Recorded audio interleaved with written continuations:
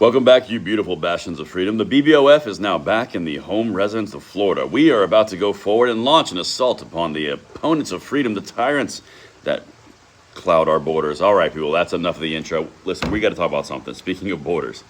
Hey, you know what's a good FAFO for a Monday morning? I didn't get to talk about this because I was at Goals over the weekend, but when Trump basically starts going after the cartels, you know, the drug cartels, let me do a little background for you in case you guys don't remember this. So earlier in his administration, 2.0, he started designating cartels as terrorist organizations. Then you started seeing surveillance planes start to go over the border. We covered it on this channel. Then you started to see all the different terrorist organizations starting to flex and say that they were going to go to war with the United States. And now you see the Secretary of Defense or the Secretary of War, Pete Hegseth, starting to get more involved around the terrorist activity. And now you're starting to get movement towards basically military action against cartels.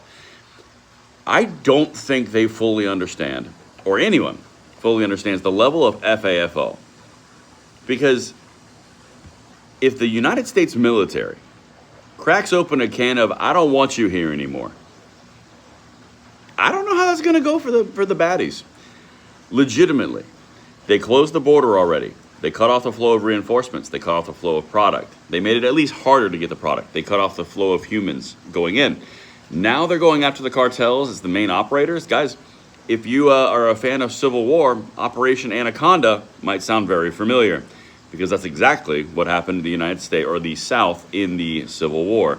They had a blockade around the entire South, and that was the Anaconda that basically strangled the South out monetarily, fiscally, and through goods and the making of war. Guys, this is going to be a thing. I'm going to let you guys get back to it, but make sure you hit that like button, subscribe to the channel, turn the notification bell on. FAFO in Mexican is actually, in Spanish is actually still FAFO. See you on the next one.